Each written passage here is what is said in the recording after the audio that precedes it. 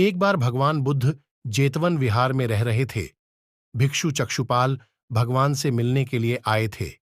उनके आगमन के साथ उनकी दिनचर्या, व्यवहार और गुणों की चर्चा भी हुई। भिक्षु चक्षुपाल अंधे थे। एक दिन विहार के कुछ भिक्षुओं ने कुछ मरे हुए कीड़ों को चक्षुपाल की कुटी के बाहर पाया और उन्होंने चक्षुपाल की निंदा करनी शुरू कर दी कि उन्होंने इन जीवित प्राणियों की हत्या की। भगवान बुद्ध ने निंदा कर रहे उन भिक्षुओं को बुलाया और पूछा कि क्या तुमने भिक्षु को कीड़े मारते हुए देखा है? उन्होंने उत्तर दिया, नहीं।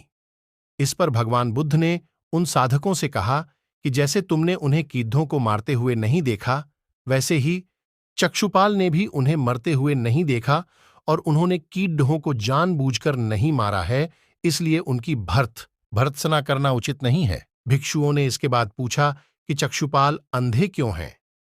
उन्होंने इस जन्म में अथवा पिछले जन्म में क्या पाप किए? भगवान बुद्ध ने चक्षुपाल के बारे में कहा कि वे पूर्व जन्म में एक चिकित्सक थे। एक अंधी स्त्री ने उनसे वादा किया था कि यदि वे उसकी आंखें ठीक कर देंगे तो वह और उसका परिवार उनके दास बन जाएंगे। स्त्री की आंखें ठीक हो गईं, पर उसने दासी बनने के भय से यह मानने से इनकार कर दिया।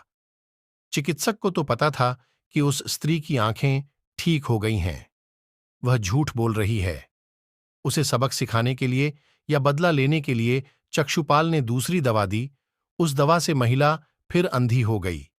वह कितना ही रोई पीटी, लेकिन चक्षुपाल जरा भी नहीं पसीजा।